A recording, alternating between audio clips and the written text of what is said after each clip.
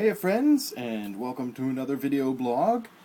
Today is the 21st of May 2014, and I want to talk a little bit about D&D because I'm getting back into it. I mentioned last week that on the Saturday before last, I went into D&D Game Day. Now this is a huge event that my local game store was holding, and that involved a whole lot of people coming together and playing in a massive D&D one-day, 4-hour campaign. Actually, it might have been a little less than that. But the idea was, obviously, it's to get people interested in D&D, get a bunch of people in. We split into 4 different groups, so there are 4 different DMs running all the same campaign. And each group went into a separate dungeon, elemental themed. So my group was in the stone dungeon, and there was one group in a fire dungeon, one group in a water dungeon, one group in a air dungeon. We had to get the elemental keys from the dungeons, bring them back to the main center, and fight a giant lich and a pit demon that was way out of our league, so you couldn't really fight it. But anyways, fantastic time. Whole bunch of people just enjoying the game. And Wizards knows Wizards of the Coast, the people that own D&D now, because they started Magic the Gathering, made enough money to buy D&D. Anyhow, Wizards knows how to make regularly scheduled events a big thing. It's something they've been doing with Magic for a long time. They have, Friday Night Magic, where you go play Magic every Friday, but before the release of every new block or set, they have a pre-release, they have a release day, they have a game day where you get to play with all the cards you've collected from the pre-release and the release day, all that sort of stuff. And they're trying to find a way to make that work with Dungeons and Dragons, and they've been trying it for a while now. In addition to the game days, which is what I did 2 Saturdays ago, they have D&D encounters, which are short little 2-hour sessions where you go into your local game store and everybody's playing the same campaign. You can go online and, in theory, I'm not sure exactly how it works, but they have this Facebook app you can go on that says, did you do this during your campaign or did you make that choice? And based on the number of people who reply either way, it changes the course of future campaigns down the road. At least I think that's the theory. I think that's how that works. And I really enjoy D&D. I haven't played it in years and years and years and years. I used to play in the 80s. AD&D. THAC0 was the big new thing when I was playing. That's 2-hit armor class 0, which I think is long gone. You don't have whole armor class tables that you have to look up to figure out if you hit something. So D&D has evolved down through the ages. A couple of years ago, I thought I was going to be getting back into it, so I bought myself a couple of the old D&D books. Of course, these are 4th edition. 4th edition was something that Wizards tried, and it's sort of part of the problem that Wizards has with D&D, which is it's a game where your imagination is where the majority of the game takes place.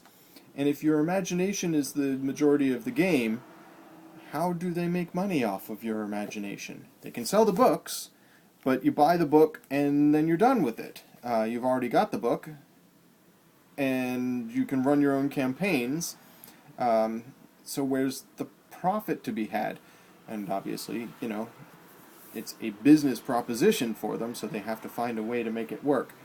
The way they tried with 4th edition was to make it more gamey and involve tokens and boards and, things you had to buy to play the game.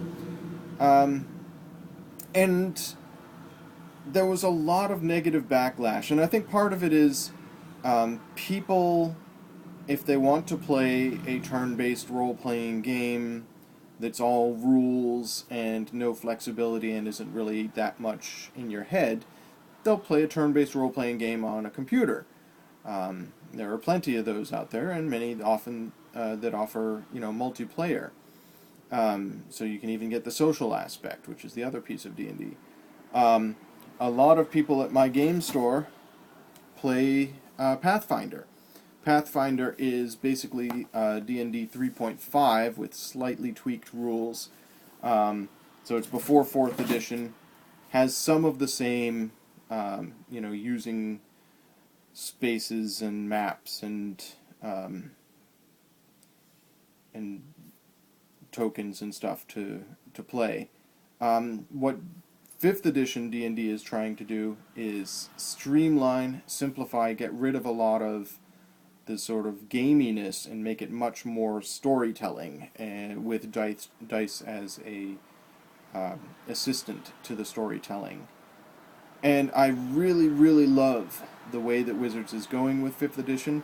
They still have that problem. How are they going to make it something that generates money? How are they going to make people spend money, not just on the books, which you could buy online, but come into game stores? How are they going to make people come in and play? Because if the game stores have no reason to sell the book, then they have no reason to want to create a D&D community. And it feels like a lot of what Wizards is concentrating on to make D&D work is selling not the books so much as the world. Yes, they're selling the books, and yes, the new books, which they just announced the release dates for, they're going to be $50 books, so they're a hunk. They're spacing them out, and they're doing sort of a staggered release schedule, so you get the core set, then you get the player's handbook, then you get the monster's manual, then you get the DM's guide, each with like a month or a month and a half between them. So you're not spending, $250 on one day. Hopefully, I think their theory is you're getting hooked on the core set and you want to play more, so you buy the player's handbook so you can get more rules, learn how to build characters so you can play more, and then you want more creatures so you get the creature handbook, and then you get the DM's guide so that you can make your own campaigns. Of course, selling campaigns is a valid way to make money. I play D&D mostly for the creating campaigns. I want to do more DMing and making my own worlds.